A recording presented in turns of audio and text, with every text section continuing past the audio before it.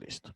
Entonces, chicos, bienvenidos a esta tercera sesión del curso Seguridad Informática en Software y Redes. Ya el día de ayer hicimos una pequeña introducción teórica aclarando varios conceptos a modo general sobre la seguridad informática.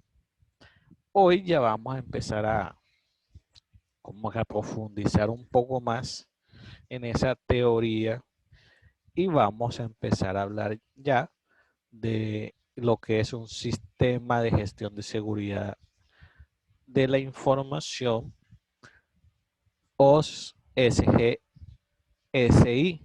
Y vamos a empezar con la teoría referente a lo que es el ISO 27001 y el ISO 27002. Entonces, ay, ¿por qué no me funciona el teclado? Sistema de gestión de la seguridad de información. ¿Qué es eso del sistema de gestión de seguridad de la información? Es una herramienta de gestión que nos permite minimizar, prevenir, controlar, gestionar, entre otros varios aspectos, los riesgos que atentan contra la información, o mejor dicho, la seguridad de la información de las organizaciones. Entonces, definición. Herramienta, es una herramienta, es un modelo, es un conjunto de normas, de políticas que nos permiten minimizar, prevenir, controlar, gestionar los riesgos que atentan contra la seguridad de la información en una organización. Entonces, siendo un poco más específicos, sus objetivos son, vamos a activar acá el puntero, minimizar, como ya se los había mencionado, y gestionar los riesgos y detectar los posibles problemas y amenazas a la seguridad. Garantizar la adecuada utilización de los recursos y las aplicaciones del sistema, limitar las pérdidas y conseguir la recuperación del sistema en caso de un incidente de seguridad o de un fallo y cumplir con el marco legal que aplique en la región, ya sea el país o continente o jurisdicción. Digamos que esos son los 4 objetivos básicos generales que cumple el sistema de gestión de la seguridad de la información. ¿De qué depende el éxito de una buena implementación? De que tengamos un buen soporte por parte de los fabricantes de hardware y software, en que contemplemos que hay y que existen amenazas internas y que en la mayoría de los casos es la mayor parte de las amenazas vienen desde el cliente interno, es decir, desde los mismos trabajadores de la organización. Eso se los mencioné en algún momento cuando les hablé de defensa en profundidad. Y en la adaptación de los objetivos de seguridad a las necesidades reales de la organización.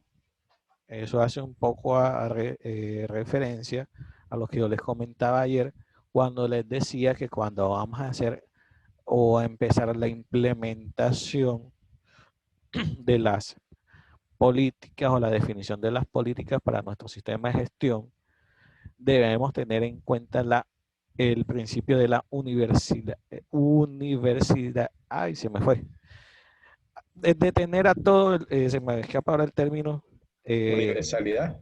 eso, de tener a todo el mundo, a todos los empleados eh, al tanto y en comunicación, porque cada empleado de su área es el que sabe cómo se maneja o cómo trabajan cada uno de sus procesos.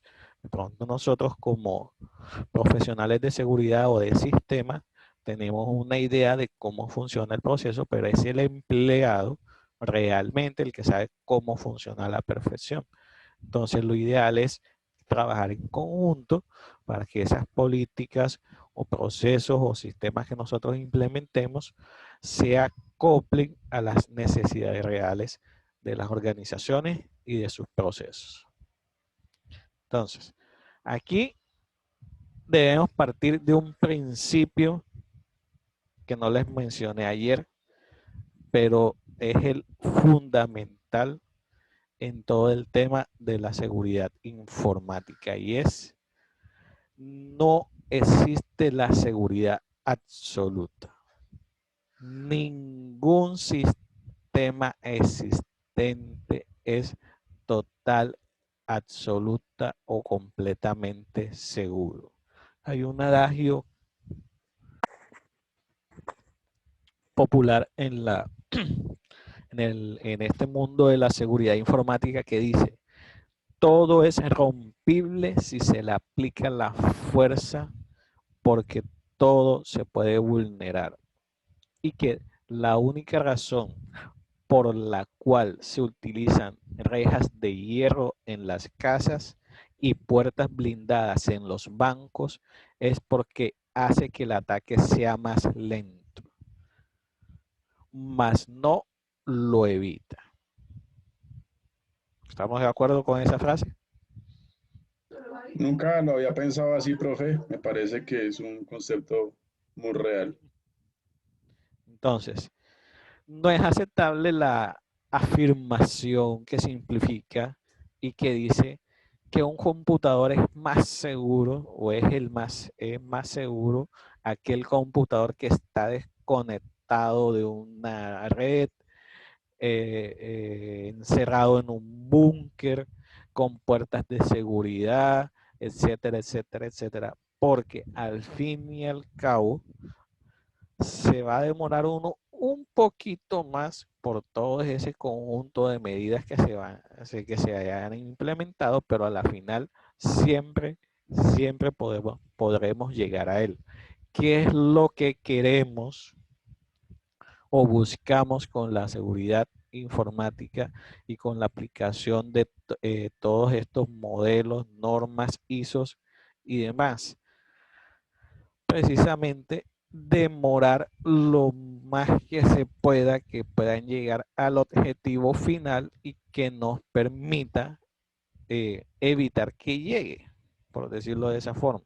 Es decir, la amenaza, y ahora vamos a empezar a definir lo que es una vulnerabilidad, una amenaza, un riesgo, y eso siempre va a estar, siempre va a ser posible llegar al objetivo. Nuestro trabajo es que se demore lo más posible para nosotros poder detectarlo y atraparlo antes que llegue a su objetivo. Pero de que puede llegar, siempre va a poder llegar. Nuestro trabajo, digamos que es una carrera contra el tiempo, detenerlo lo más posible para poder atraparlo antes de que llegue. Porque si no lo detenemos, sí o sí va a llegar. ¿Listo? Entonces, Listo, profe. si yo les digo, o les pregunto más bien, ¿qué son las vulnerabilidades? ¿Ustedes qué me dirían? ¿O qué es una vulnerabilidad?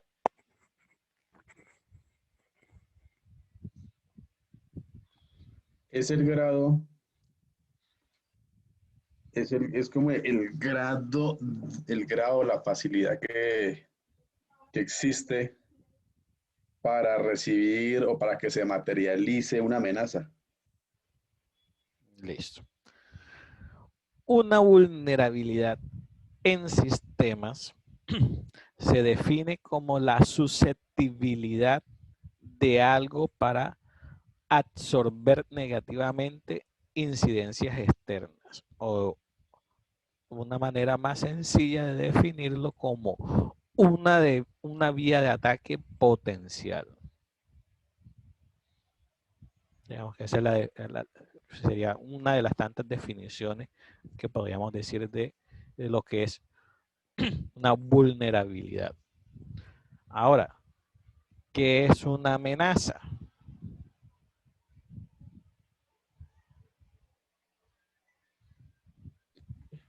Para mí, una amenaza puede tener varias connotaciones, o sea, son de varios tipos.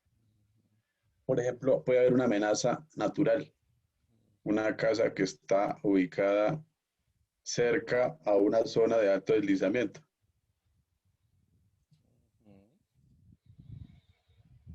Bueno, una definición Pues, posible. profe, yo creo que Dígame. una amenaza es algo que puede llegar a tener cierta afectación sobre, o cierto impacto sobre las cosas, ¿no? Que lo puede afectar de manera negativa. Exacto. Una amenaza es una acción o evento, en nuestro caso particular, que puede violar la seguridad de un entorno de sistema de información y tiene tres componentes fundamentales: un objetivo, un agente y un evento. ¿Qué es el objetivo?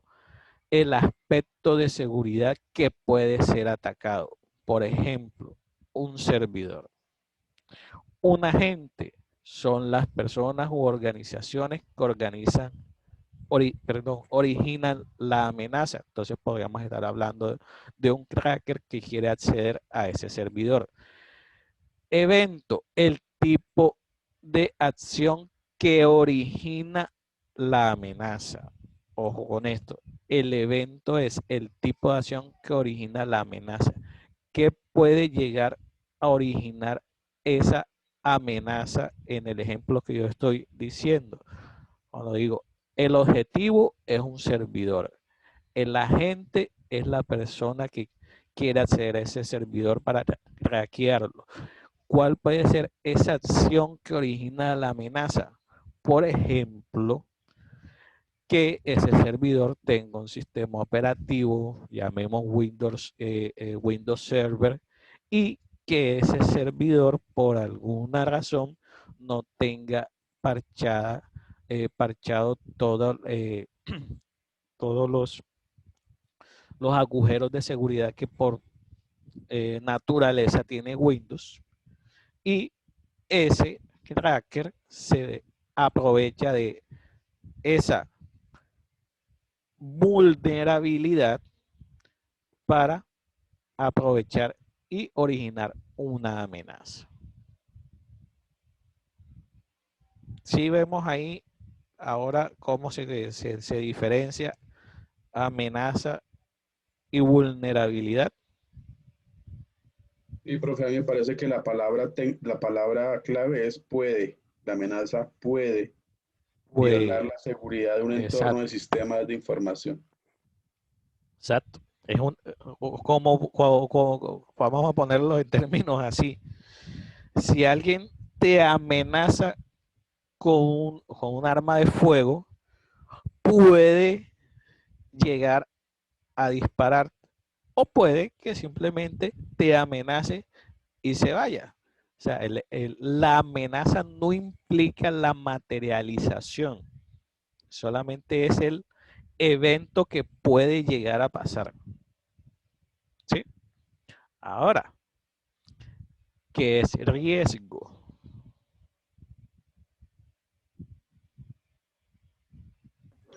Es la probabilidad de que se materialice esa amenaza. Perfecto. Y unas palabras un poquito más largas, es la probabilidad de que la amenaza actúe sobre el activo aprovechándose de una vulnerabilidad.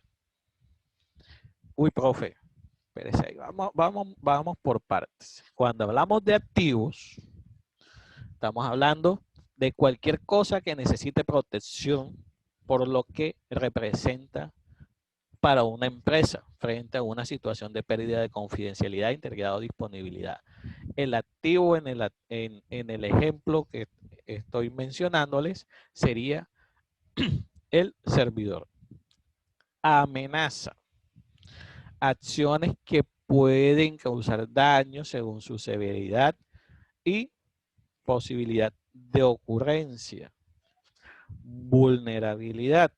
Puntos débiles del equipamiento, aplicaciones, personal, mecanismos de control que facilitan la concreción o materialización de una amenaza.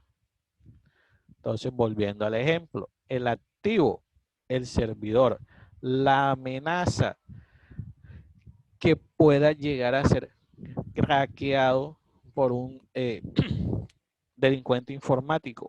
¿Cuál puede ser una de las vulnerabilidades? Que ese servidor no esté correctamente parchado y que no tenga todas las actualizaciones de seguridad al día. ¿Sí? Ahí ya nos queda claro la relación y la diferencia entre cada uno de los componentes de riesgo, que son activo, amenaza, vulnerabilidad, y la diferencia entre ellos. Sí, profe. Entonces, en palabras simples o por definición, entonces decimos que una amenaza más una vulnerabilidad es igual a un riesgo. Que es riesgo, la probabilidad de que la amenaza se materialice aprovechándose de una vulnerabilidad, utilizando las palabras que usa el compañero. ¿Por qué es importante tener estos tres conceptos con sus partes claros? Porque al momento de nosotros definir nuestro sistema de gestión de seguridad por medio de las políticas, basándonos en el ISO 27001 o el ISO 27002, muchos de esos aspectos de definiciones nos hablan de amenaza, nos habla de riesgo, nos habla de vulnerabilidad, y para poder entender los contextos debemos tener claro cuáles son las diferencias, similitudes y en qué se parece cada uno de ellos. Dígame. Profe, y aquí vamos a ver alguna forma de cuantificar qué tan vulnerable es mi organización. O cómo yo llego a decir, sí, la Universitaria de Colombia es vulnerable. No, de pronto sí puedo conseguirme y hacer un tallercito sobre eso, pero ya llegar hasta ese punto ya, o sea, ya sería implementar todo un proceso de auditoría teniendo en cuenta matrices de riesgo, definición, o sea, hacer todo el trabajo completo. Y ya ahí estaríamos hablando, no sé, de una certificación en ISO 27001, por ejemplo, o en COVID, o en ITIL. O sea, ya digamos que es algo mucho más completo y concreto. Aquí vamos como es poco el tiempo, vamos apenas como a ver las definiciones que ustedes sepan y cuando les hablen, sepan de qué les está hablando. Igual sí, vamos a, mañana, adelanto, vamos a hacer un par de talleres para empezar a familiarizarnos con este tema de políticas, de dominios, de objetivos de control y todo ese tipo de cosas que vamos a ver durante la sesión de hoy.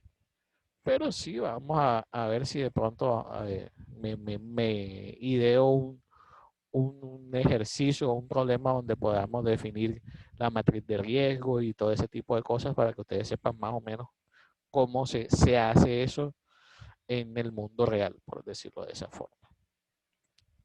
Entonces, ¿qué es la ISO 27001 y la 27002? La ISO 27001 es un estándar internacional de sistemas de gestión de seguridad de la información que nos permite a las organizaciones evaluar su riesgo e implementar controles apropiados para preservar los tres pilares de la seguridad informática, que son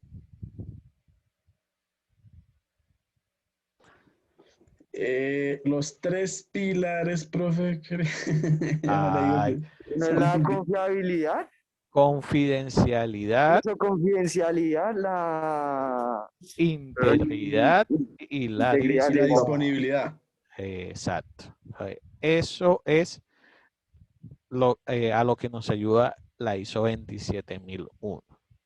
La ISO 27002 ya es el conjunto de controles sobre las mejores prácticas para la seguridad de la información. Aquí todavía nos queda muy claro qué son y cuáles son sus diferencias, en qué se parecen, cómo se complementan. Esto más es una definición para que ustedes ya vayan cogiéndole el hilo a la cosa. Entonces, 27001 es el estándar que permite a la organización evaluar su riesgo e implementar controles apropiados para preservar los tres pilares de la seguridad informática, que son confidencialidad, integridad y disponibilidad.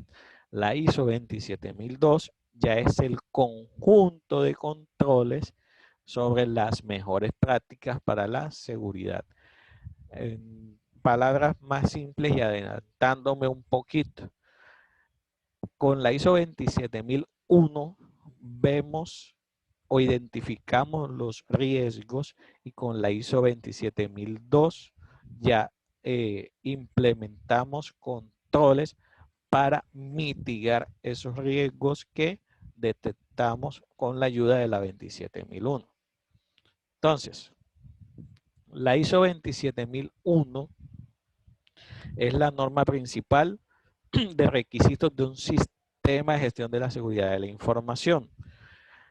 Estos sistemas de gestión de seguridad de la información deberán ser certificados por auditores externos a la organización. ¿Qué quiere decir esto? Nosotros, los profesionales del área de informática, nos podemos certificar en ISO 27001, así como lo hacemos en ITIL o lo hacemos en COVID o cualquier otra de esas certificaciones que hay. Por su parte, la 27002 no es certificable, sino que más que todo es una guía de buenas prácticas que realiza una descripción de los objetivos de control y recomienda cuáles pueden ser los que se deben aplicar. Entonces podríamos decir que la ISO 27001 es qué hacer y la 27002 es cómo hacerlo. En la imagen hay un pequeño error que me percaté hoy, o no error, sino que está basado en un concepto anterior. ¿Cómo así? La 27002-2005 estaba constituida por 11 dominios, 39 objetivos de control y 133 controles definidos. Actualmente, esto ya se actualizó y ahora tiene 14 dominios, 35 objetivos de control y 114 controles. Yo sé que de pronto así quedan un poco perdidos, pero ya más adelante vamos a entender esto. Entonces, la ISO 27001 empezó como un mecanismo, un código de buenas prácticas. Después se dieron cuenta que podía ayudar a la especificación de los sistemas de seguridad de la información y se fue actualizando. Entró a revisión por allá en el 1999, se actualizaron algunas normas, se quitaron y añadieron ítems. En el 2000, pero todo esto, todo hasta del 1995 hasta 1999, era más como un manual o estándar que seguían las organizaciones, pero que no había sido avalado por ninguna organización de estándares ni nada. En el 2000, la ISO se dio cuenta de que el trabajo que se estaba haciendo con esto era muy bueno, que ya era hora de empezar a trabajarlo como norma y especificarlo y definirlo más, y lo absorbe o lo adopta como la ISO 17799. Así se llamaba anteriormente la ISO 27001. Digamos que esto puede llegar a ser pregunta de examen. ¿Cómo se llamaba la ISO 27001 antes de ser ISO 27001? Ustedes me quieren responder. Profe, se llamaba la ISO 17799. En el 2002 hubo una revisión, se dividió en partes y se especificó un poco más.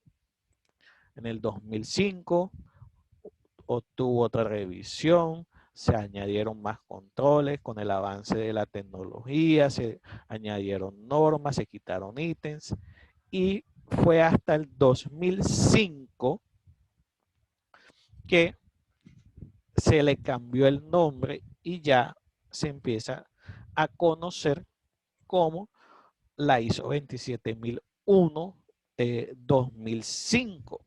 Aquí en esta imagen falta una parte cuando se le hizo la revisión y ya se actualizaron todas las normas, estándares y demás, y se convirtió en la ISO 27001-2013, que es la que se utiliza hasta el día de hoy. Eso por el lado de la 27001. Con la ISO 27002 pasó algo parecido. La 27002 nació a partir de la 27001. Entonces, en el 2000 ya se segrega o se separa de la 17799 y ya empieza a formarse o a definirse en el 2007 como norma independiente. A finales del 2013, que es la versión actual, es la que yo les menciono, que tiene 14 controles, 144 controles, 14 dominios y 30 y algo de objetivos de control. Ya los vamos a ver en detalle. Entonces, preguntas simples. ¿Por qué utilizar la norma ISO 27001?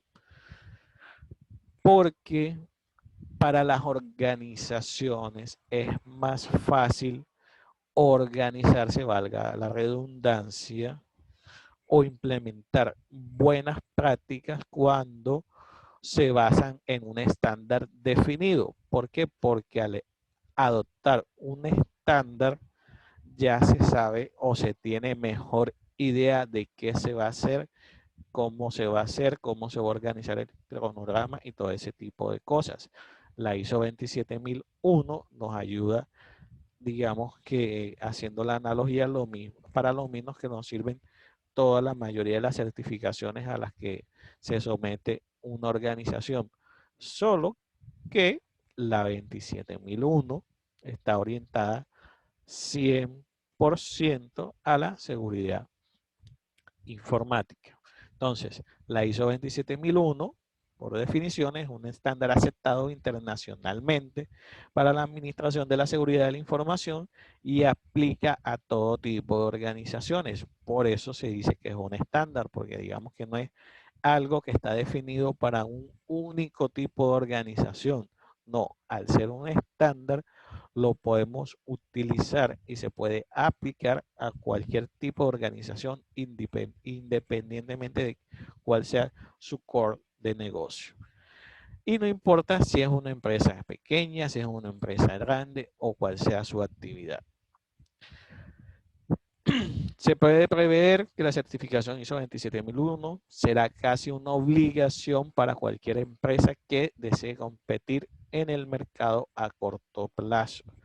¿Por qué? Por el simple hecho del auge que cada día tiene la tecnología.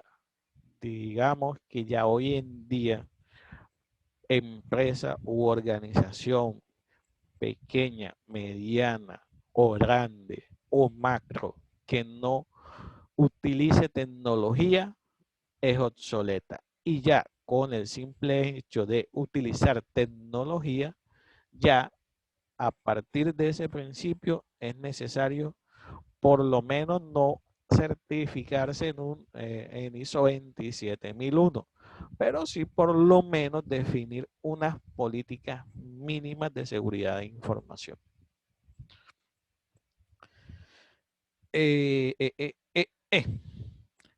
¿Cuál creen ustedes que es el activo más importante de una empresa? ¿Serán sus trabajadores? ¿Será su infraestructura?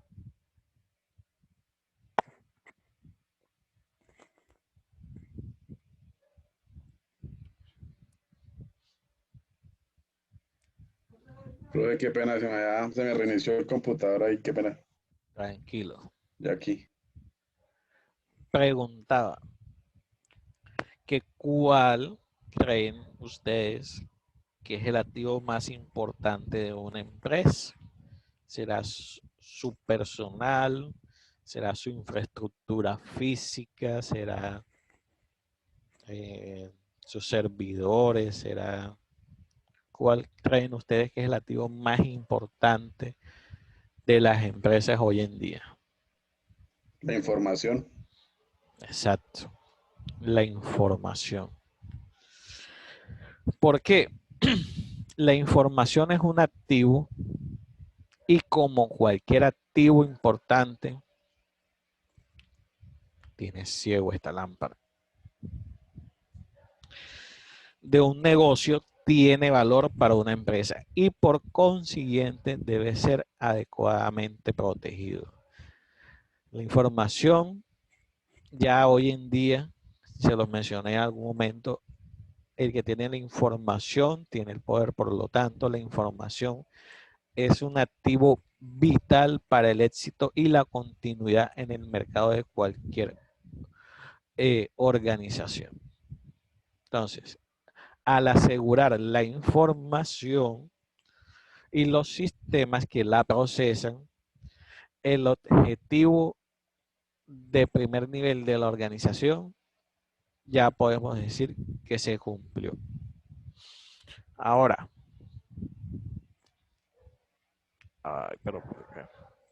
¿qué sucesos o incidentes impactan más en los negocios? ¿Qué piensan ustedes?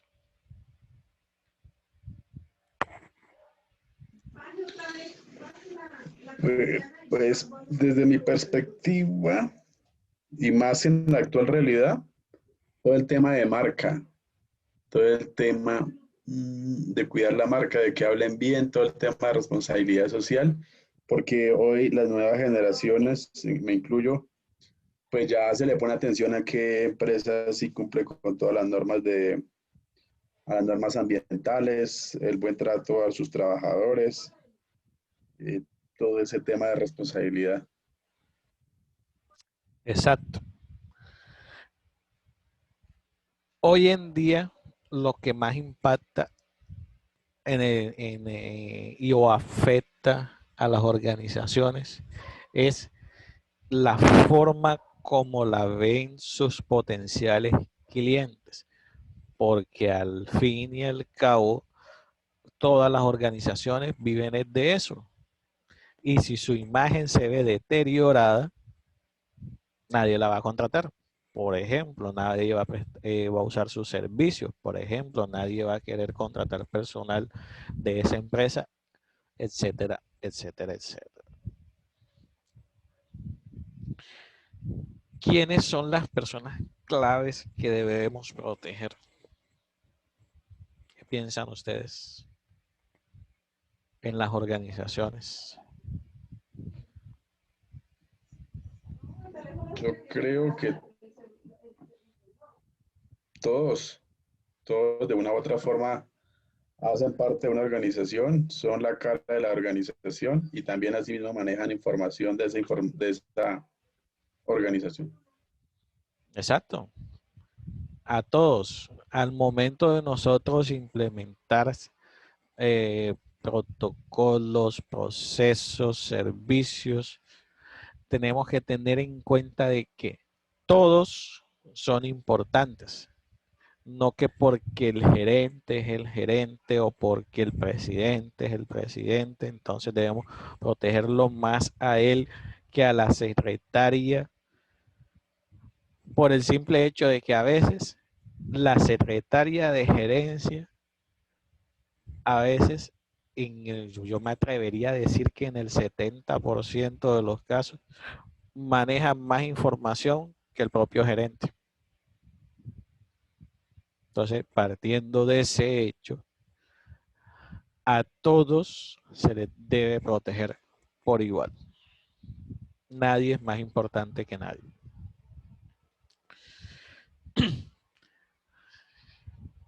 En esa misma línea, ¿cuáles serán los procesos más importantes en la organización?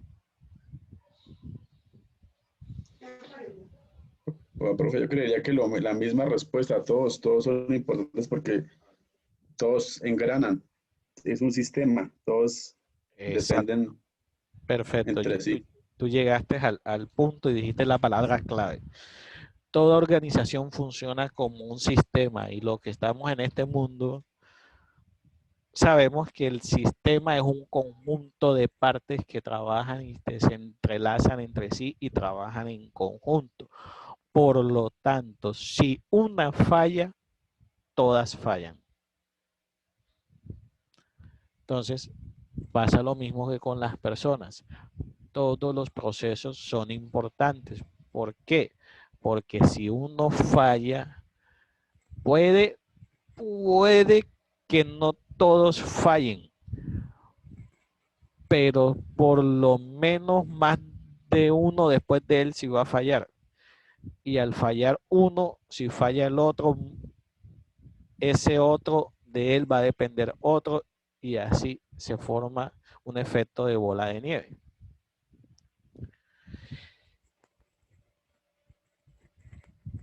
¿Cuáles son las instalaciones, máquinas y equipos más costosos que debemos proteger?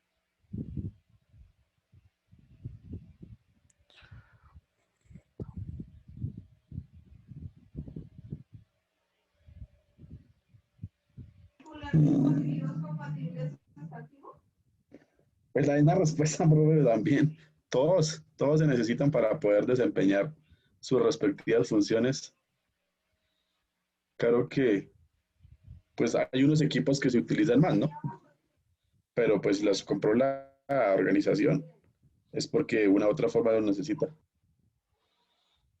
Aquí sí ya la respuesta varía un poquito. ¿Cómo hacemos nosotros esa valoración? O medimos cuál puede llegar a ser más, no más importante, sino prioritario de proteger, teniendo en cuenta los tres pilares de la seguridad informática, es decir, la confidencialidad, la integridad y la disponibilidad. ¿Por qué la confidencialidad?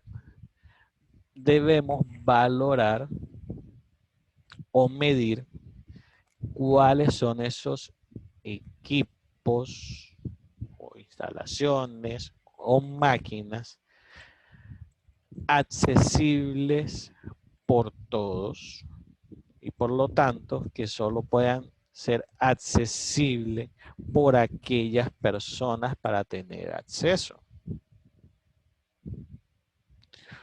Por el lado de la integridad, lo medimos garantizando la exactitud y totalidad de la información y de los métodos que procesan.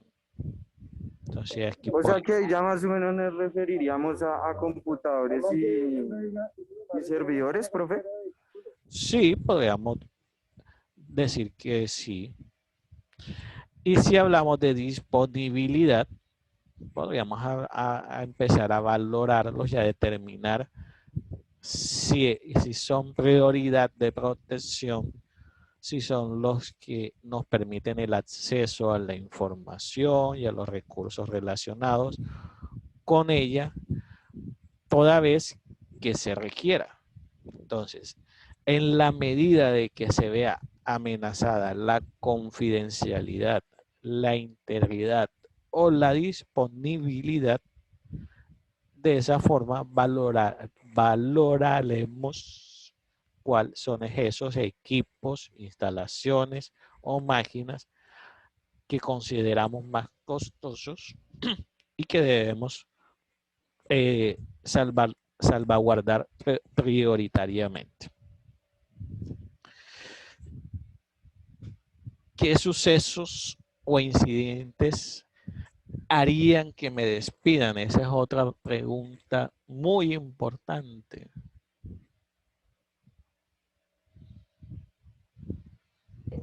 Sucesos. O Hablando, incidentes. de pronto, Hablando lo como, que, disculpa que te interrumpa, hablando como profesional de seguridad informática, desde ese ámbito. ok. No, pues, profe, ahí sí, pues, lo opuesto a la seguridad informática, que sería, pues, violar las cláusulas de privacidad, compartir información, no, si tienen establecido un sistema de gestión de seguridad informática, pues, no cumplir con todas las políticas, etcétera.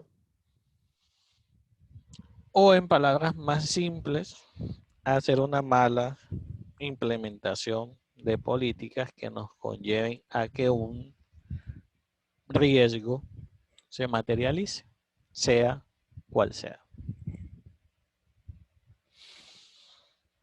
Entonces, todas estas preguntas y algunas más que nos debemos hacer al momento de que estamos definiendo nuestro sistema de gestión de seguridad informática y de la información, nos ayudan o empezamos ya a hacer lo que llamamos evaluación de riesgo. Entonces ya cuando tenemos esa evaluación de riesgo, que es cuando ya hemos identificado todas las posibles amenazas, que hemos definido cómo las vamos a mitigar, etcétera, etcétera, es que ya vamos a poder definir el sistema de gestión de seguridad informática. Primero, hacemos una evaluación de riesgo, que es determinar qué es todo eso que puede llegar a afectarme, poniéndolo en términos simples, y luego que ya tengo eso, ya entro a definir mi sistema de gestión de seguridad de la información para evitar que eso que descubrí se pueda materializar o que esos riesgos no se materialicen. ¿Por dónde empezamos? Entonces puede decir alguien. Y entonces, ¿por dónde empiezo la protección de las amenazas? Para empezar, sí o sí, ya se los dije, es necesario primero la evaluación de riesgo. Y para la evaluación de riesgo es preciso cuáles son esos principales riesgos o amenazas a las que están expuestas las empresas u organizaciones hoy en día. Aquí yo les voy a mencionar algunas, pero son, podría decir que infinitas. Entonces tenemos, por ejemplo, la realización de instalaciones por default, es decir, adquirir un X software en nuestra organización e instalarlo con el siguiente.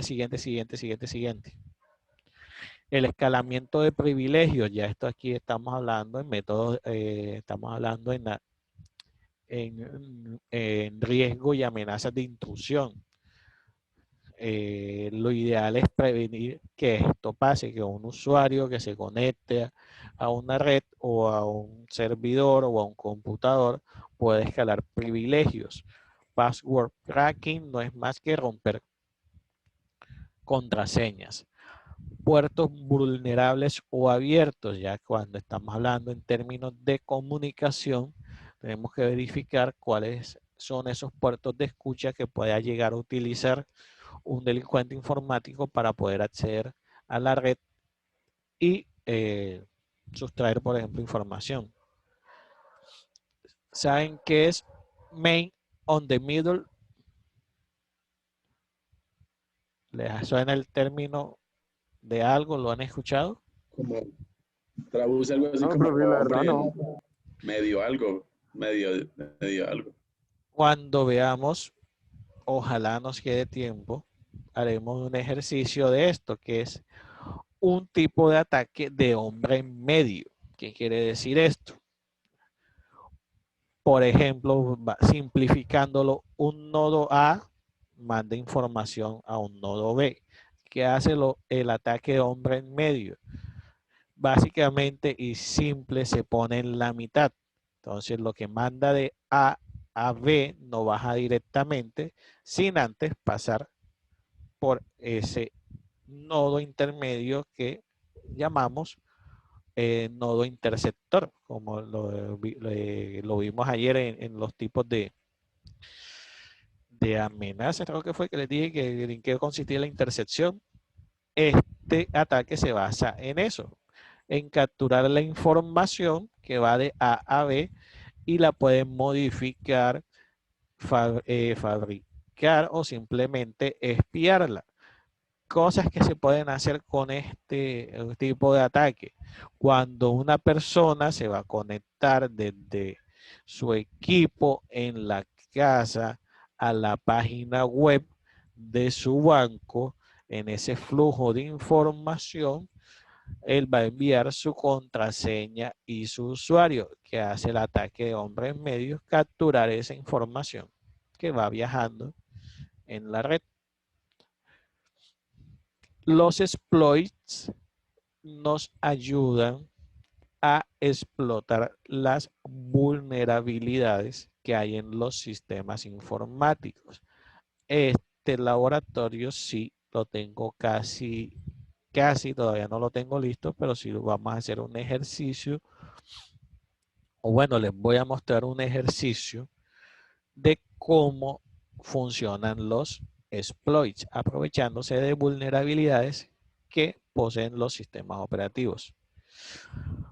Los servicios de logs inexistentes o que no son chequeados.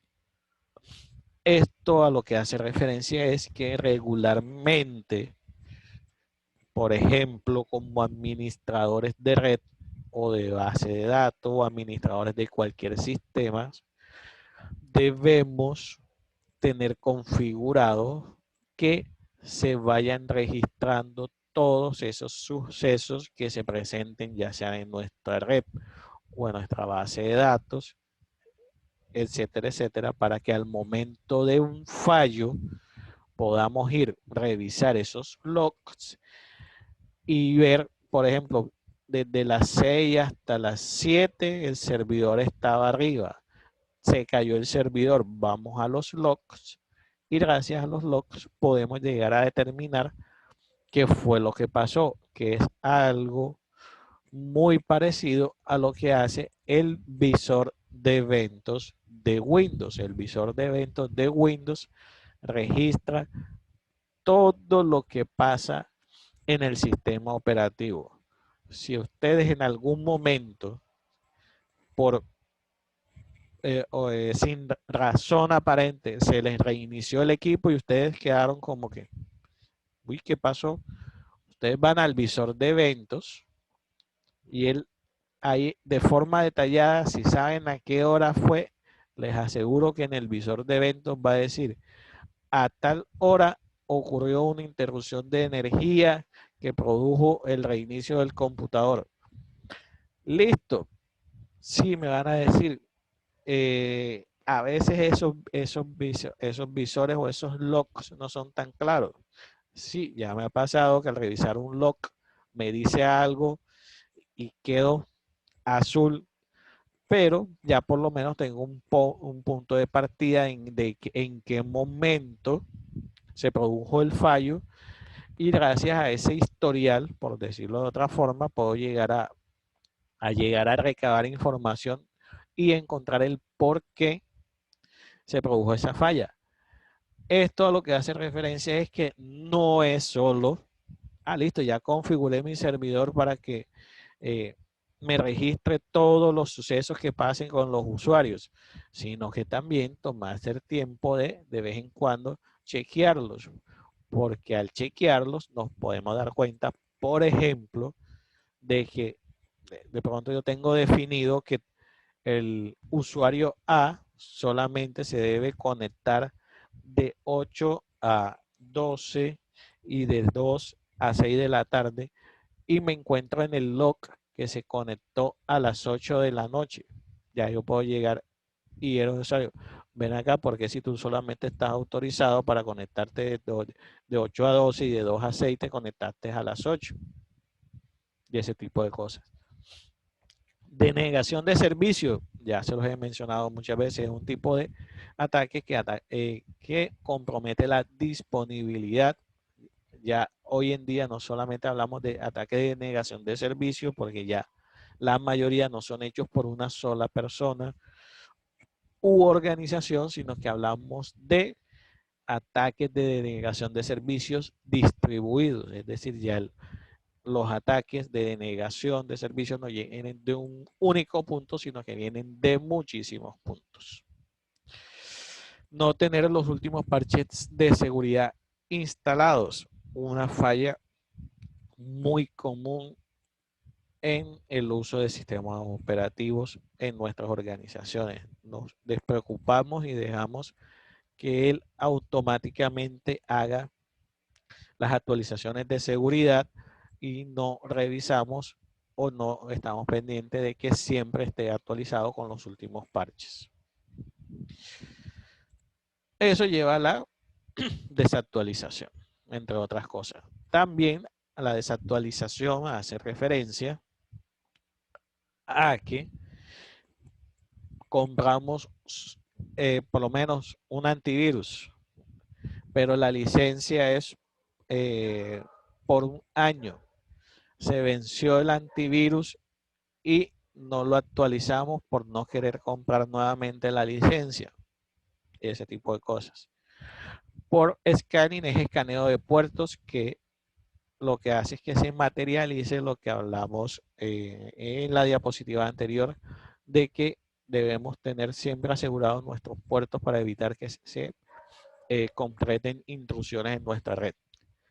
El keylogin, también se los mencioné en algún momento, lo que hace es capturar todo lo que se haga por teclado.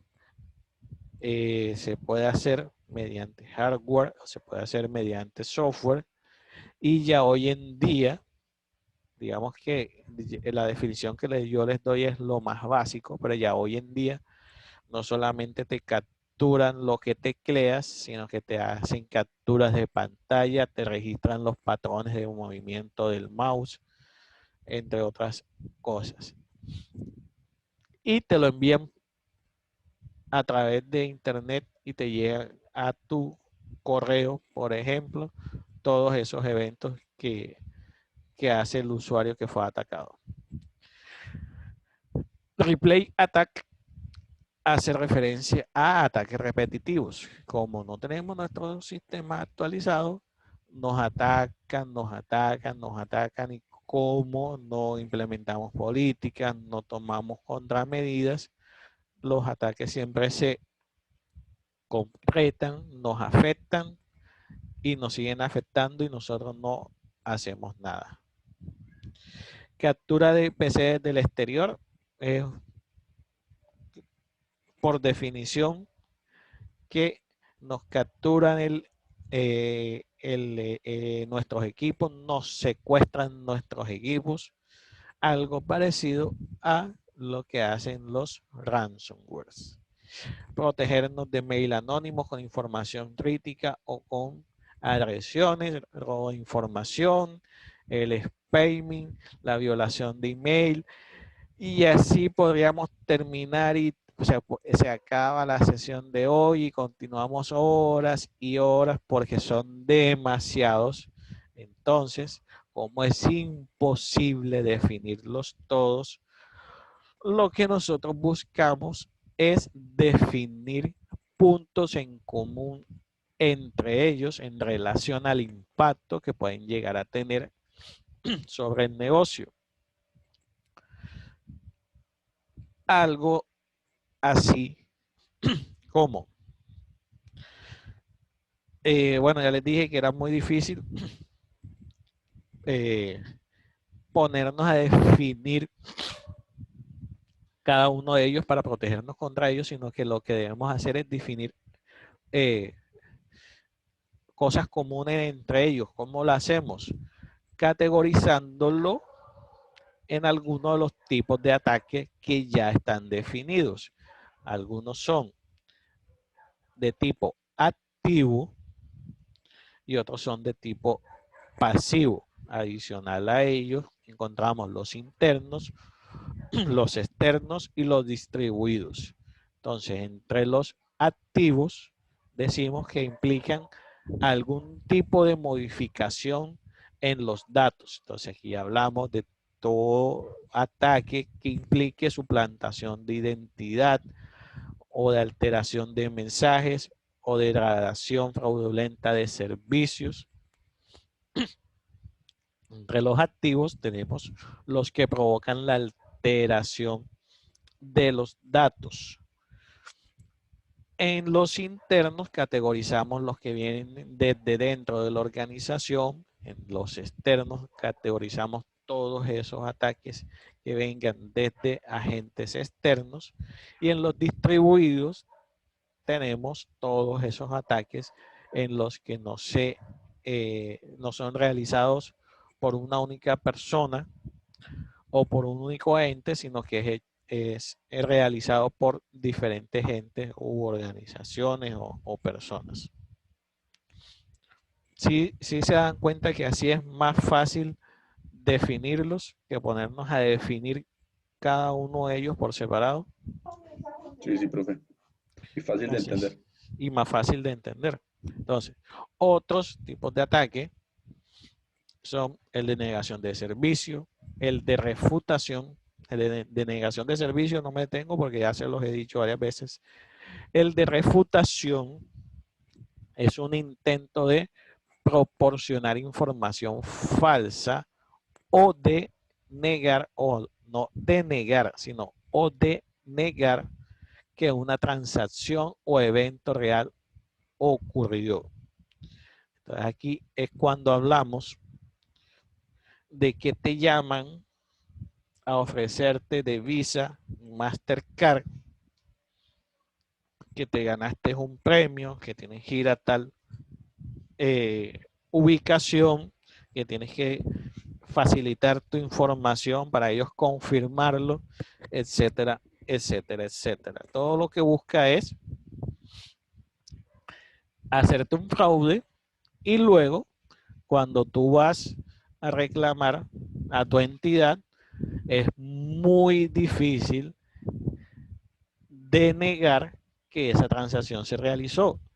Porque, por ejemplo, algo que está pasando hoy en día, se están presentando innumerables quejas porque están sacando crédito a nombre de personas y las personas dicen, pero ¿cómo? Y llega el banco y le dice, mire, aquí está su foto, aquí está su huella y aquí está su firma.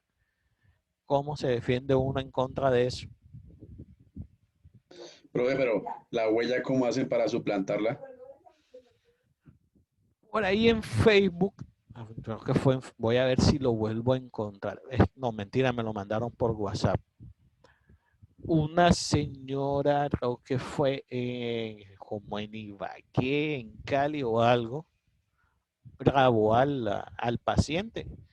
La llamó diciendo que era de Claro y que tenían que hacer una actualización de información y que no había problema, que él se acercaba hasta el domicilio y le hacía la actualización de la información para que las mejoras de servicio y tal.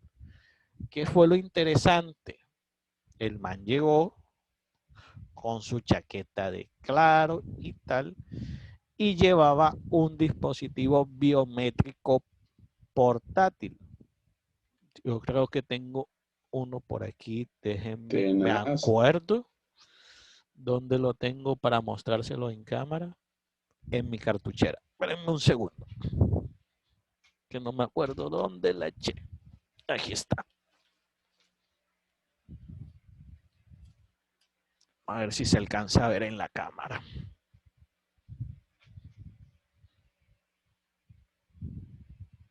¿Sí se alcanza a ver? Vamos a acercarlo un poquito. ¿Sí ven? Sí, sí, profe. Sí, sí, se observa. Sí, profe, ahí lo vimos. Yo con esto puedo capturarle la huella a una persona y queda registrada en el sistema. Le digo, no, voy a Queda hacerte como, un, voy a hacerte queda una como una, perdón, profe, queda Dígame. como una imagen o en algún formato especial. No, esto, ustedes han ido a hacer actualización de información al banco, en cualquier banco X. Y le dicen, no, vamos a actualizar la información y le piden la huella y ustedes la ponen en el huellero que está conectado en el dispositivo del banco. Este trabaja exactamente igual, solo que es inalámbrico. Y registra toda la información y queda almacenada aquí. En el Claro. formato donde te guarda toda la información que registra o te identifica por medio de tu huella. Entonces, para que vean que hay que tener cuidado hasta en dónde ponemos el dedo, porque fácilmente nos capturan la huella y no, pero sí, a mí lo que me hicieron fue una actualización de información. Una que me comentó la directora de la oficina, una directora de oficina, que le pasó a una amiga de ella, le sacaron, creo que fue 14 millones de pesos de la cuenta, Uy, dolor. por medio, Ah, no más. Uy, güey, puchas. nada más, por medio de una videollamada de WhatsApp, le tomaron la foto y sacaron la información de ella. Hicieron la famosa, de pronto la han escuchado o se la han comentado, la de tía, es que voy a mandar un cargamento de no sé qué lado y usted solamente tiene que pagar los fletes y eso usted coge la mercancía, la vende y eso, mejor dicho, el negocio del año. Increíblemente, esa persona cayó. Y tenían toda la información de ella. Y toda la información la extrajeron gracias a una videollamada de WhatsApp. Uy, Entonces, complicado, profe. Aunque eso. yo creo que a mí me llegan a hacer eso y no, les da tristeza y antes me abonan. No, sí, eso, todo eso es relativo, pero está pasando y la gente, yo me pregunto, bueno, uno dice, yo me pregunto cómo puede caer. De pronto uno dice cómo puede caer, como uno maneja todo este tema y conoce tanto, uno dice, se le hace difícil, pero cuando la persona no conoce los procedimientos y todo ese tipo de cosas, es como más complicado. Entonces, continuamos, que todavía nos falta. ¿Cómo identificamos los riesgos en una organización? Por medio de la matriz de riesgo. Esto es algo que ya no vamos a tratar de profundizarlo en algún momento. Aquí solamente lo vamos a definir. Personas y organización, es decir, las personas que están dentro y fuera. Tenemos que aprender a identificar cuáles es esos riesgos que puede haber para nuestra organización, que venga de nuestros competidores, de empleados descontentos. Mañana en el taller vamos a ver un ejemplito de eso, de los proveedores, de los clientes, de campañas asociadas, etcétera. Es decir, de todo lo que pueda llegar a afectarnos desde afuera de la organización. pero también tenemos que aprender a identificar los riesgos para nuestra compañía que estén relacionados hacia la información sensible que nosotros manejamos y en dónde está almacenada.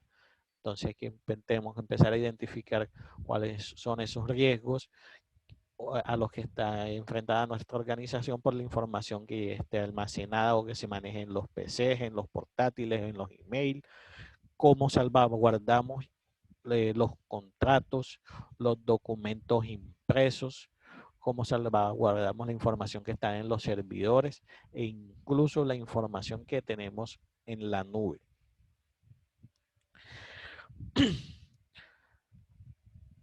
Se me fue. De aquí, o hasta aquí, más bien, si se han dado cuenta, he estado hablando de la ISO 27001. Si se han dado cuenta, yo les dije que qué era lo que hacía la 27001.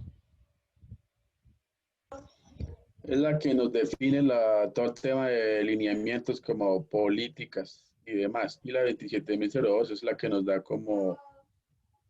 las herramientas, por decirlo así. Sí, algo así. Entonces, ahora vamos a ver la 27002. ¿Cómo es la estructura de la ISO 27002-2013, que es la actual? Aunque creo que la imagen no es la actual. 1, 2, 3, 4, 5, 6, 7, 8, 9, 10, 11, 12, 13, 14. Sí, no, igual no se preocupe, que esto es más de referencia que otra cosa. Y esto, yo les voy a pasar el PDF donde está todo esto en detalle, que es lo que vamos a trabajar mañana en el taller. Entonces, más que todo, es para como referencia. Entonces, ¿cuál es la estructura? La estructura de la norma se define a partir de 4 principios. Un principio lógico, uno organizativo, uno físico y uno legal. Uy, profe, está complicada la cosa. No. Cuando hablamos del nivel lógico, a lo que hacemos referencia es a todo eso que debe preservar la confidencialidad, la integridad y la disponibilidad del software y los datos. Cuando hablamos de la organizativa o los niveles de seguridad a nivel organizativos, es todo lo relativo a la prevención, detección y corrección de errores en nuestro sistema de gestión de seguridad de información. Cuando hablamos de niveles de seguridad a nivel físico, hacemos referencia a la protección de los elementos físicos de la organización. Entonces, aquí hablamos específicamente de instalaciones, de servidores, de puertas, etcétera, etcétera, de todo lo físico, de switches, de routers, dispositivos de comunicaciones, etcétera. Y cuando hablamos del nivel de seguridad legal, es el que define cómo debe ser el cumplimiento de la legislación vigente para la que aplique nuestra organización. Entonces, vamos a ver las principales características de cada uno de los dominios de la ISO 27002 con sus respectivos objetivos y controles para empezar a entenderla un poquito más. Entonces, tenemos dominio número 5, política de seguridad. ¿Qué dice o a qué nos ayuda este dominio? A dirigir y dar soporte a la gestión de la seguridad de la información. Aquí en este dominio es donde se nos dice cómo se deben o se deberían definir las políticas de seguridad en nuestro sistema de gestión de seguridad. Ojo, acuérdense, la ISO es un estándar. Por lo tanto, ella nos dice el cómo deberíamos hacerlo, más no puntual y exactamente qué es lo que van a hacer, porque definir una política de seguridad para una organización que trabaja en el sector financiero es totalmente diferente a una política de seguridad que puede llegar a ser definida para una empresa de automóviles, por decir algo. Entonces, este dominio cuenta con un objetivo de control que sería el que define las directrices de la dirección de la seguridad de la información, y ya los controles o objetivos de control serían dos, que serían definir el conjunto de políticas para la seguridad de la información. Ya aquí es donde nosotros, sí, ya dependiendo del core del negocio, empezamos a definir cuáles son esas políticas. Y nos dice, ojo, no es solo definirlas, también debes hacer una revisión de esas políticas cada cierto tiempo para verificar de que no estén desactualizadas o que no requieran actualización, porque de pronto, por ejemplo, un proceso en tu organización cambió. Entonces, en el primer dominio, técnicamente es el primer dominio, aunque sea el número 5, es el que nos dice o nos estandariza cómo vamos a definir las políticas de seguridad para nuestra organización. El dominio número 6, que hace referencia a la organización de la seguridad, entonces nos dice a qué es lo que nos ayuda a este dominio.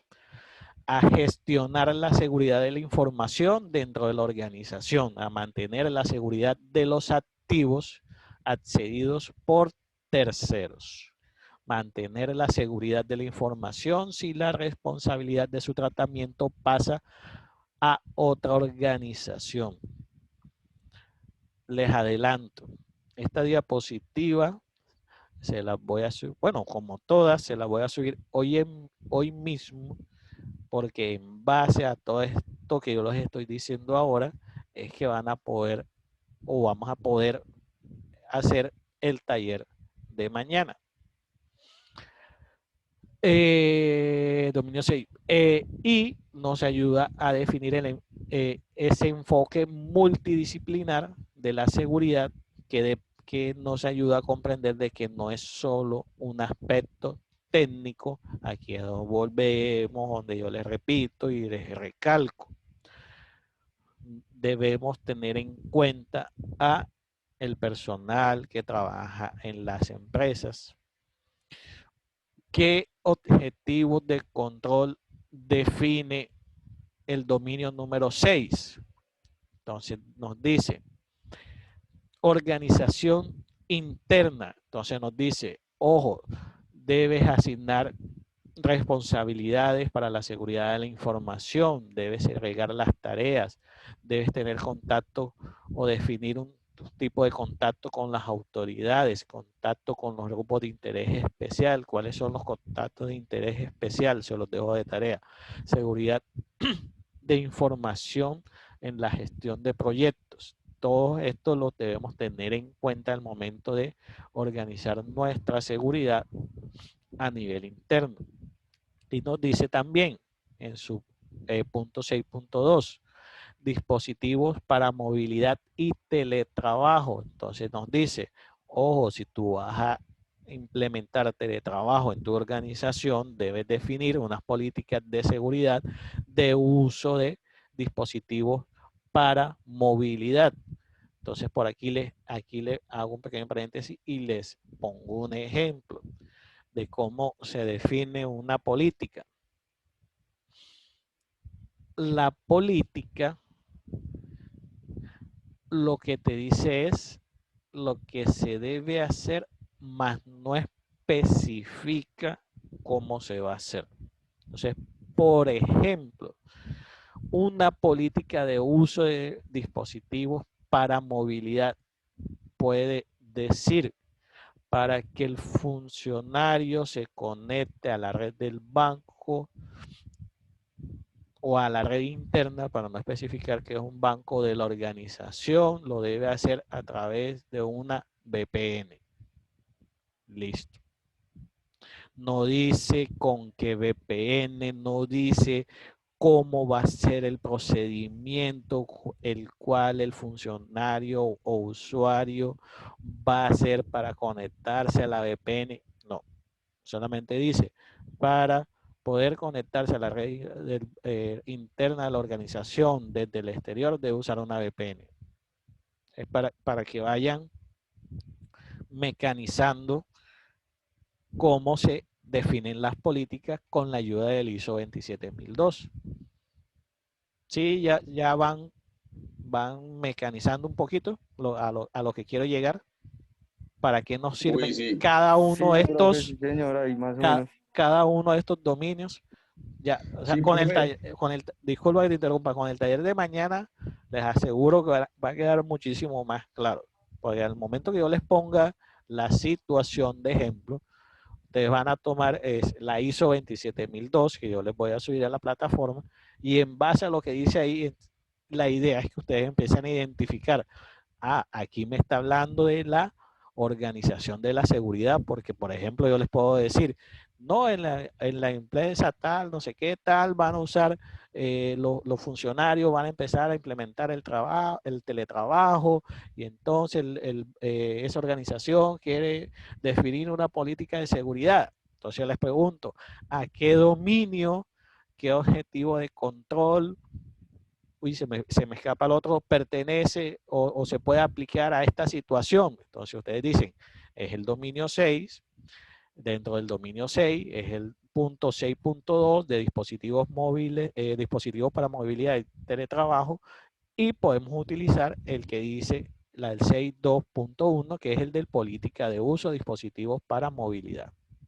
O complementando el 6.2.2, que es el que puntualmente habla del teletrabajo, siendo más específico dependiendo de la situación que yo les planteé.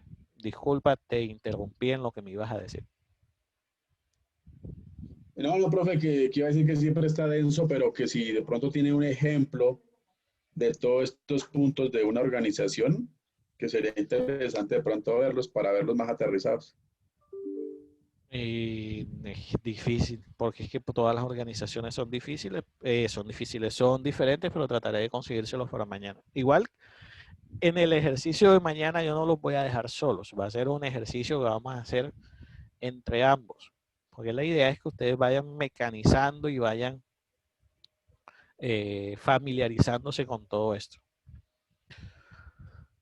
Dominio 7, seguridad de los recursos humanos. Entonces dice, nos ayuda a reducir los riesgos de errores humanos, robos, fraudes o mal uso de las instalaciones y los servicios.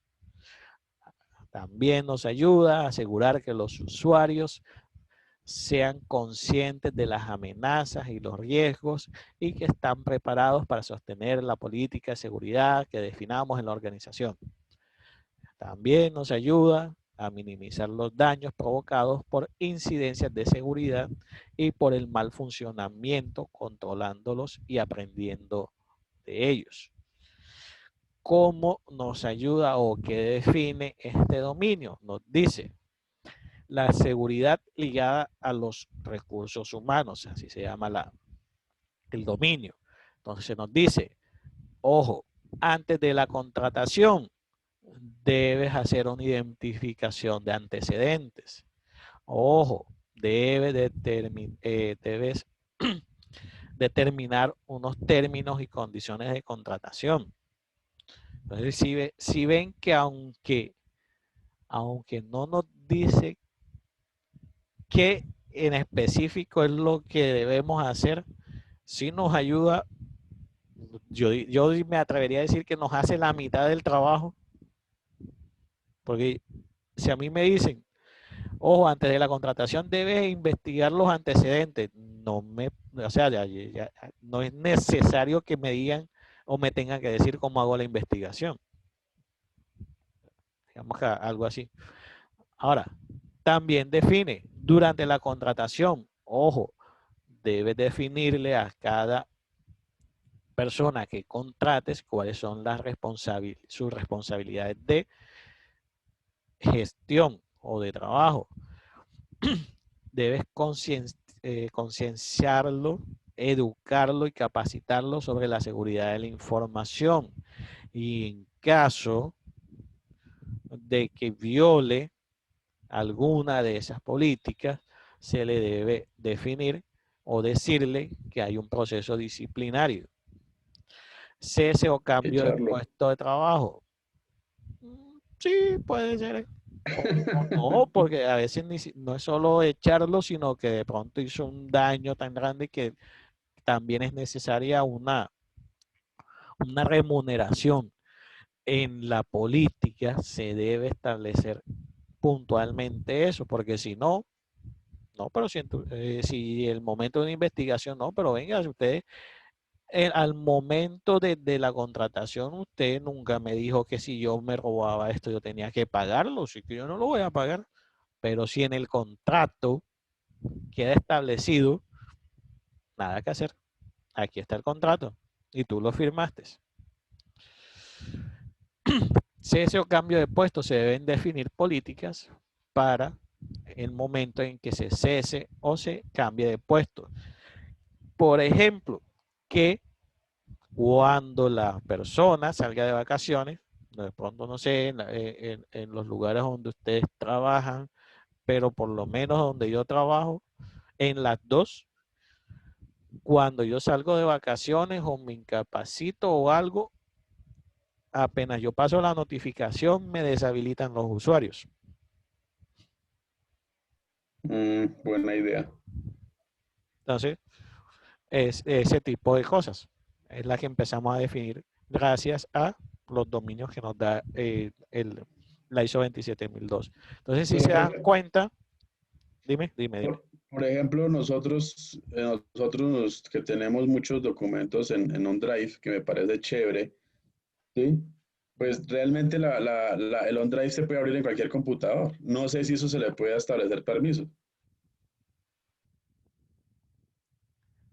Pero, pero ¿en qué sentido? Permisos. O sea, por ejemplo, yo puedo iniciar sesión en cualquier computador y puedo bajar documentos desde el OneDrive, ¿sí? Todos los que tengan una cuenta de Office 365, Sí, pues sí. tienen acceso a ese OneDrive, ¿sí me entiende? Sí, Y exacto. pues yo puedo entrar a mi OneDrive, claro, pero también puedo acceder a otros grupos de trabajo. Eso es lo que he visto. Sí, pero ya ahí la seguridad va ligada más a la propia plataforma, en el sentido de que la plataforma es la que te debe definir como si lo hace, OneDrive no lo he manejado, pero por lo menos acá en el banco sí trabajamos con Google Drive. Y Google Drive sí te permite definir permisos de acceso, quién es propietario, quién puede ver, quién puede descargar, quién puedes escribir y ese tipo de cosas. Entonces ya es algo que ya más definido por la propia plataforma. 8. Administración de activos. Cuando hablamos de activos, como estamos hablando de la ISO 27002, estamos hablando ¿de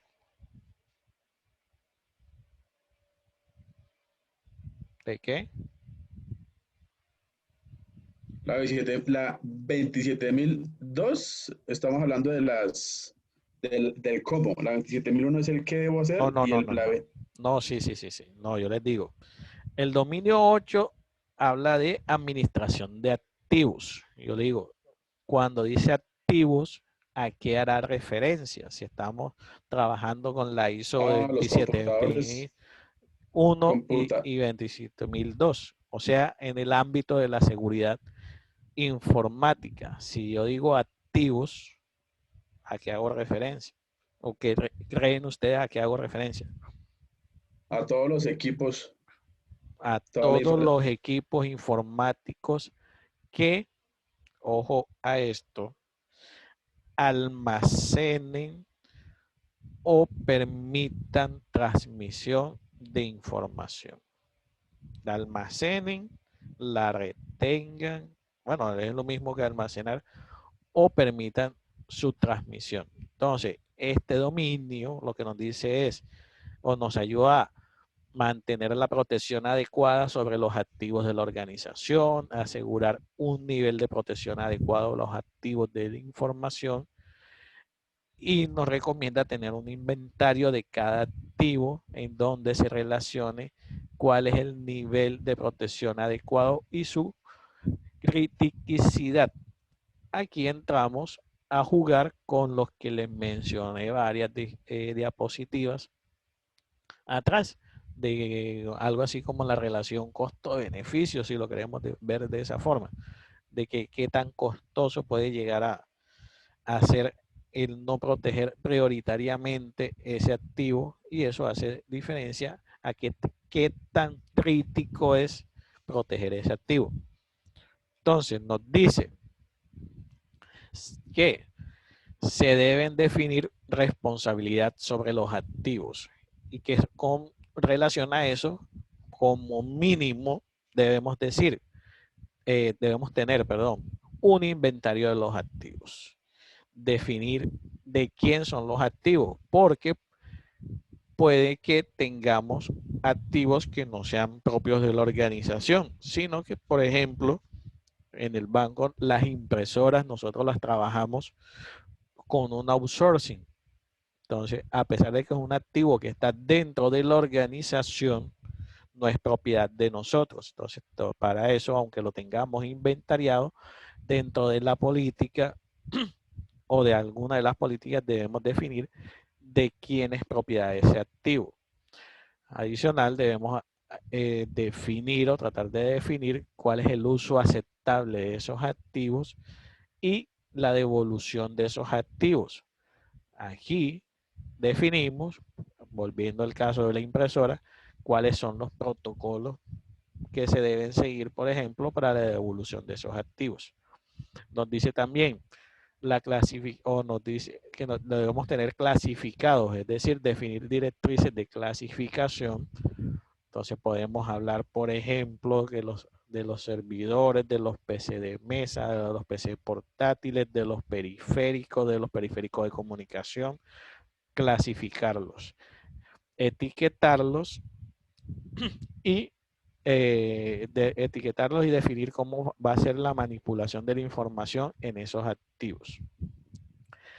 El manejo de los soportes de almacenamiento, entonces nos dice, de hay que definir políticas para la gestión de los soportes extraíbles. Cómo va a ser la eliminación de esos soportes y cómo esos soportes físicos son no manipulados, son trasladados. Entonces, por ejemplo, cuando hablo de gestión de soportes extraíbles, entonces yo puedo definir una política que diga que en los computadores personales de la organización está prohibido el uso de dispositivos extraíbles para evitar las fugas de información y ese tipo de cosas. Dominio 9, sistema de control de acceso. Entonces aquí nos dice, con este dominio definimos o nos ayuda a definir cómo controlar los accesos a la información, evitar accesos no autorizados a los sistemas de información, evitar el acceso de usuarios no autorizados, la protección de servicios de red, evitar accesos no autorizados a ordenadores, evitar el acceso no autorizado a la información contenida en los sistemas, detectar actividades no autorizadas, garantizar la seguridad de la información cuando se utilizan dispositivos de información móvil y teletrabajo. Entonces, por allá en el ejemplo que yo les puse de la definición de la política para el teletrabajo, que tiene su propio sistema de control, también podemos aplicarle el objetivo del control del dominio 9, que nos dice que debemos definir, o mejor dicho, garantizar que la seguridad de la información que se maneja a través de ese proceso de teletrabajo. Entonces ya este es un poco más complejo o extenso, con más puntos. Entonces nos habla de que tenemos que definir requisitos de negocios para el control, los controles de acceso. Entonces nos dice, tienes que definir unas políticas de control de acceso. Ese control de acceso lo debemos definir para redes y para servicios asociados. Es decir, no solamente vamos a definir controles de acceso para la organización como tal, sino que también lo tenemos que hacer para los accesos a través de las redes y de los servicios asociados. Gestión de acceso de usuario. Entonces aquí tenemos gestión de altas y bajas en el registro de usuarios. No sé si les ha pasado que en algún momento, trabajando en sistemas, me ha pasado mucho que he llegado a empresas y la persona se renunció o se retiró de la empresa y 6 meses han pasado y el usuario de red con el que el funcionario trabajaba todavía está funcionando y tiene acceso a la red de la organización. Sí, eso pasa en la vida real. Entonces miren que esta política nos dice, ojo, tienes que definir un sistema de gestión de altas y bajas de registro de usuarios, porque si la persona ya está trabajando en la organización, tienes que enseguida deshabilitar ese usuario, porque ese usuario puede ser utilizado por otra persona y ahí tienes un vector potencial de ataque dentro de la propia organización. ¿Y a quién le vas a echar la culpa si usaron el usuario de una persona que ya no está? Gestión de los derechos de acceso a los asignados a los usuarios. No voy a ponerme a leer cada uno porque consume mucho tiempo. Ya van a tener el tiempo ustedes para ir leyéndoles uno a uno, y como se han dado cuenta son bastante sencillos de entender, no tienen mucha complejidad. Entonces tenemos responsabilidades del usuario. Entonces nos dice uso de información confidencial para la autenticación, controles de acceso a sistemas y aplicaciones. Entonces nos dice debes definir políticas para la restricción del acceso a la información, procedimiento seguro de inicio de sesión. Entonces aquí podemos decir, por ejemplo, para que el usuario pueda acceder al sitio web de la organización, si lo hace desde un dispositivo diferente al que normalmente utiliza, debe utilizar un segundo factor de autenticación. Listo. No especifica cuál es ese otro sistema o factor de autenticación. No dice que ese sistema o segundo sistema de autenticación debe ser biométrico o por un código que te llega al celular. La política no especifica cómo se va a hacer, sino lo que se debe hacer. Gestión de contraseña de usuario, uso de herramientas de administración de sistemas, control de acceso al código fuente de los programas. Dominio número 11. Seguridad física y ambiental. Entonces, si se dan cuenta, hasta ahora hemos estado hablando de los factores lógicos, si lo queremos decir de esa forma. El dominio 11 nos dice, debemos evitar accesos no autorizados, daños e interferencias contra los locales y la información de la organización. Nos ayuda a evitar las pérdidas, daños que comprometen los activos, así como la interrupción de las actividades de la organización. No sé qué dice ahí. Prevenir las exposiciones a riesgos o robos de información y de recursos de tratamiento de información. Nos ayuda a definir cómo proteger las áreas de trabajo de la organización y sus activos contra posibles robos, incendios, desastres naturales, etc. Así que nos dice el dominio 11. seguridad física y ambiental nos dice áreas seguras. Entonces nos dice, debe definir un perímetro de seguridad físico. Entonces aquí es donde tú dices, por ejemplo, o defines cuál va a ser el área de seguridad de tu empresa cuando pones un muro, por decir algo, no sé, o sea, defines el perímetro de seguridad físicamente de tu organización. Defines cuáles son los controles físicos de entrada. Entonces ya aquí es donde dice, voy a implementar un sistema de control biométrico para poder acceder a la organización. Ahí la política la definí mal porque fui específico. Ahí más es más decir, se establecerá un método de autenticación basado en un sistema de doble factor para el ingreso a la organización. O sea, hay que ser breve, más no especificar el cómo se va a hacer.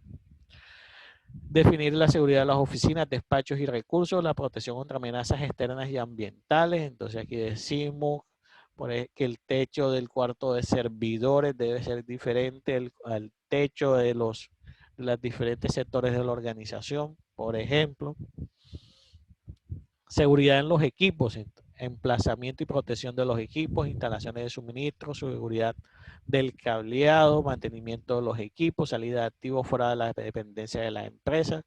Entonces fíjense que aquí ya nos definen o nos ayudan a definir cuáles son esos puntos que debemos tener en cuenta al momento de definir políticas para toda la parte física y ambiental de nuestra organización.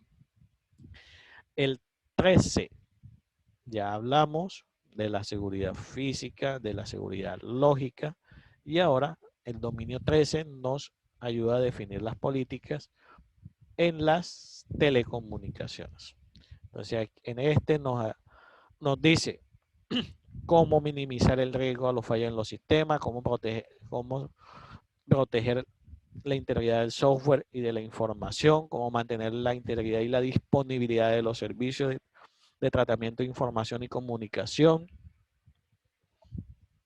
asegurar y salvaguardar la información en las redes y la protección de la infraestructura de apoyo, por ejemplo, por medio de firewalls, prevenir la pérdida, modificación o mal uso de la información intercambiada entre organizaciones. Entonces, define gestión de la seguridad en las redes. Entonces nos dice, debes implementar controles en tu red local. Nos dice, debes establecer mecanismos de seguridad asociados a los servicios en la red y debes, en lo posible, tener las redes segregadas, es decir, separadas entre sí. Al tiempo que nos dice, debes establecer políticas para el intercambio de información con partes externas. Entonces debes definir cómo va a ser ese intercambio de información entre tu empresa y, por ejemplo, tu servidor, tu prestador de internet y ese tipo de cosas. Los acuerdos de intercambio, la mensajería electrónica, acuerdos de confidencialidad y secreto. Dominio 14, adquisición, desarrollo, mantenimiento de sistemas de información. Entonces, no sé si se han dado cuenta, pero en la medida que avanzamos, nos damos cuenta de que es poco lo que dejan por fuera, ¿cierto? Se tiene en Sí, profe, cuenta piensan absolutamente en todo. Es en más, me, todo. me, impre- me impresionó mucho que hayan pensado en el teletrabajo, pues esta norma que es del 2013, Para, es claro no, pero que otros, es que el teletrabajo por temas de pandemia se popularizó, por decirlo así. Pero el teletrabajo es algo que por lo menos en Estados Unidos está implementado hace un montón de tiempo. Acá en Colombia es una novedad, pero en otros países hay personas que se dan el lujo de trabajar desde su casa, decir no voy para la empresa, sino que voy a trabajar. De hecho, empresas como Google y Microsoft te dan esa libertad. Si tú quieres trabajar desde tu casa, tú trabajas desde tu casa, no tienes que desplazarte hasta la sede de Google o de Microsoft, sino que cuando hablamos de sedes como Google y Microsoft, decimos, yo me siento mejor en el trabajo que en mi casa. Cierto, profe, toda una vida, eso debió, perdón la expresión, eso Sí, debió de existir hace rato, profe. sí, Esto es que lo que yo le decía la vez pasada, estos son jefes dinosaurios que piensan que si uno está en la casa no sí, trabaja. no trabajan. Yo les puedo decir de experiencia propia, durante abril, marzo, septiembre, octubre, octubre del 2000, uy, se me fue, 2020, yo trabajé más que en todos los años que llevo trabajando. Y estaba trabajando desde mi casa. Yo me sentaba en el computador a las 6 de la mañana y me podía levantar a las 10 de la noche. Entonces, no, que porque estoy en la casa me relajo. A Que antes veces, trabaja uno más. antes trabaja uno más. Entonces, dominio 14, adquisición, desarrollo, mantenimiento de sistemas de información. Ya lo había mencionado, ¿no? Entonces nos dice asegurar que la seguridad esté incluida dentro de los sistemas de información, evitar pérdidas, modificaciones al mal uso de los datos de usuario en las aplicaciones, proteger la confidencialidad, autenticación o autenticidad e integridad de la información, mantener la seguridad del software, la información de la aplicación del sistema. Entonces, en este dominio nos dice, debes definir requisitos de seguridad de los sistemas de información, como haciendo análisis y especificación de los requisitos de seguridad que deben cumplir todos esos software que vas a adquirir o que vas a desarrollar y cómo los vas a mantener o les vas a hacer mantenimiento. Seguridad en los procesos de desarrollo y soporte. Política de desarrollo de software seguro. Entonces aquí empecé a definir cuando contratas en outsourcing o contratas a un desarrollador web, por ejemplo, en tu organización y le dice para la página web, dado las políticas de seguridad que tenemos definidas, no puedes utilizar PHP con JavaScript si no tiene implementado SSL y tal y tal y tal y tal. Todo eso está aquí incluido. Datos de prueba. Entonces dice, ya el software va a salir a producción. Entonces tú defines una política. Listo. Los datos de prueba por temas de seguridad van a ser datos que sean de años anteriores al año actual. Dominio 17, vamos rapidito que ya son casi las 8. Plan de continuidad del negocio. Entonces, si ya se dan cuenta, prácticamente está todo abarcado. De hecho, está todo abarcado. Con cada actualización se integra eso que no se había integrado antes.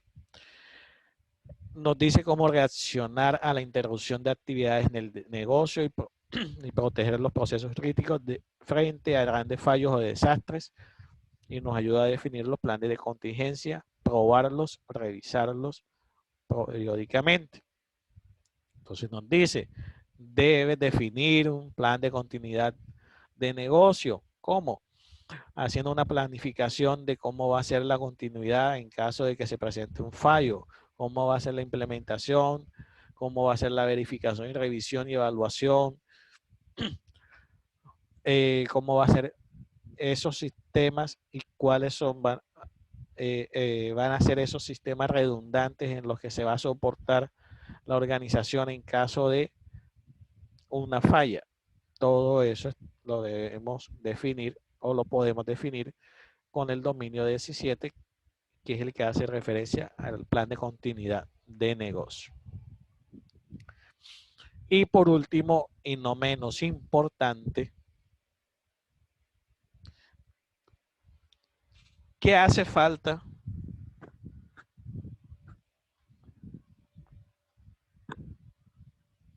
A ver si se dan cuenta. Mm,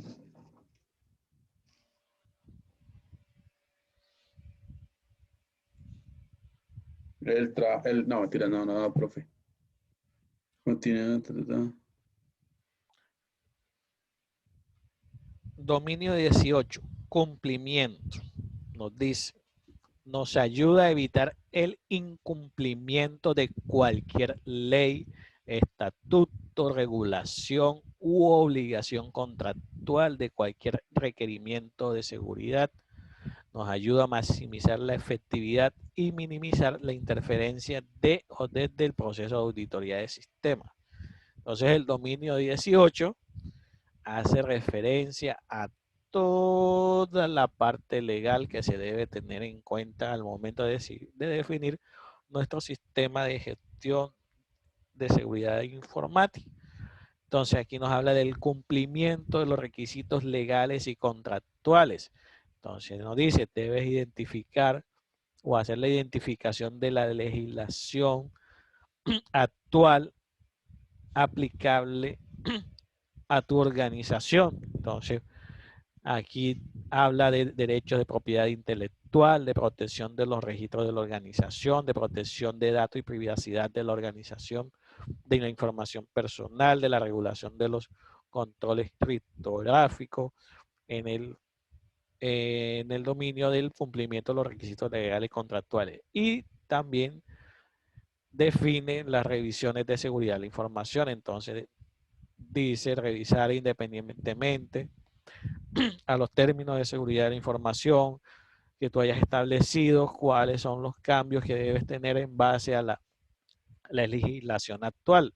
Aquí tú pudiste haber definido una política teniendo en cuenta la legislación que estaba en ese momento y se te olvidó definir una política de qué pasaba si esa legislación cambiaba. Entonces el mismo dominio te dice no solo a definirla, sino que también tienes que establecer un plan de revisión para determinar en qué momento se puede o se debe cambiar esa política que definiste, teniendo en cuenta el cumplimiento de la legislación, cumplimiento de las políticas y normas de seguridad y comprobación del cumplimiento. Esto hace referencia tanto a la legislación del país como el cumplimiento de la propia de las propias políticas de seguridad dentro de la organización, es decir, el cumplimiento del marco legal del país y del cumplimiento de las políticas de seguridad en general que tú definas o que se definan para la organización. Entonces, diferencias entre la 27001 y la 27002. La norma de 27002 se usa cuando se desea implementar los controles, mientras que la 27001 se usa para crear la estructura de la seguridad de la información.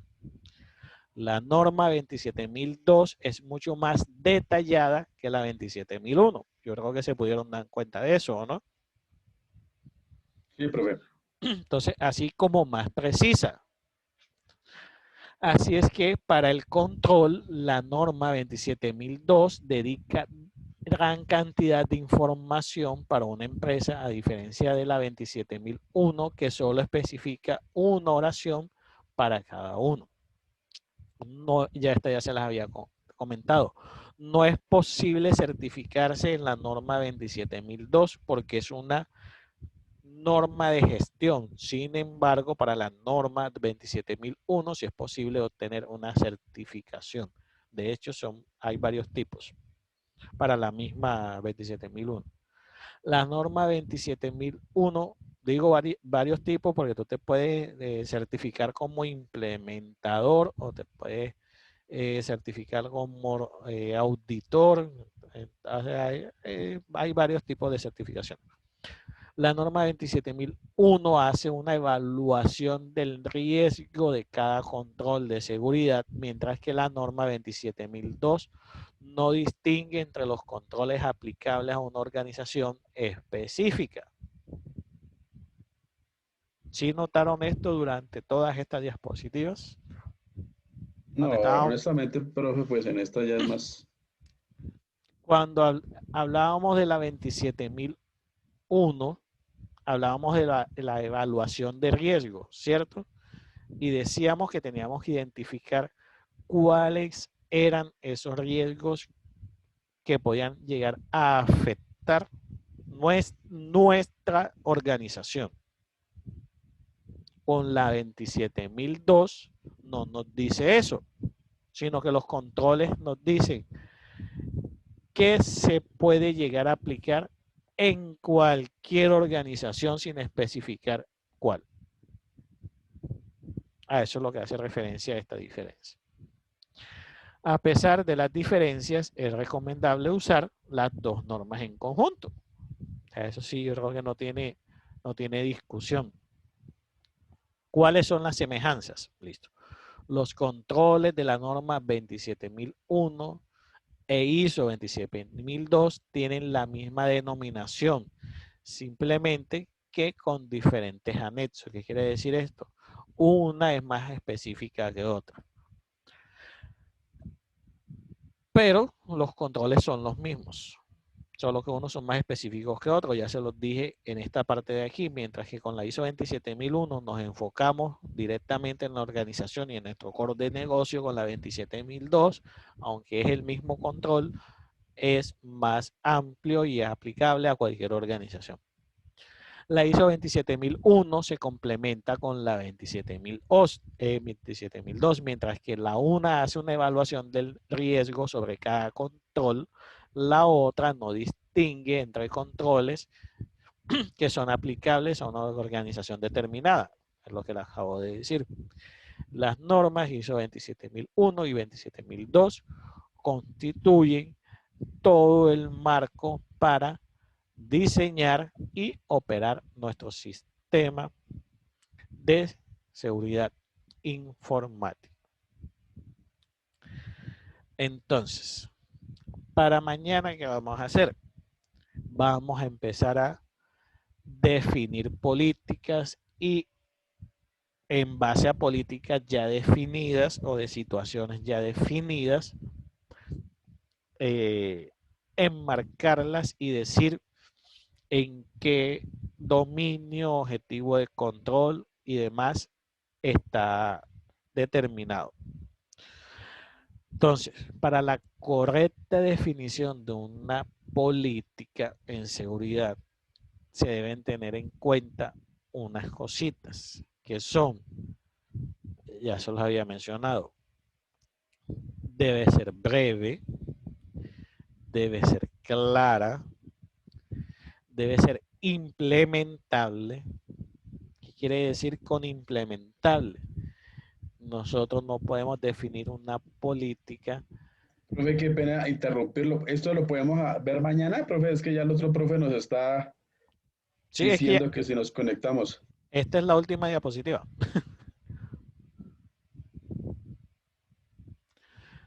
O bueno, listo. Vamos a dejar esta diapositiva para mañana, que es cuando vamos a empezar a definir y hacer el taller. ¿Sí? Listo, Es que listo, sí, sí, señor. tienen la razón. Bueno, listo, chicos. Feliz noche, que les rinda y nos volvemos a encontrar el día de mañana. Listo, profe, muchas gracias. Igual que descanse, hasta luego. Gracias, profe, que descanse.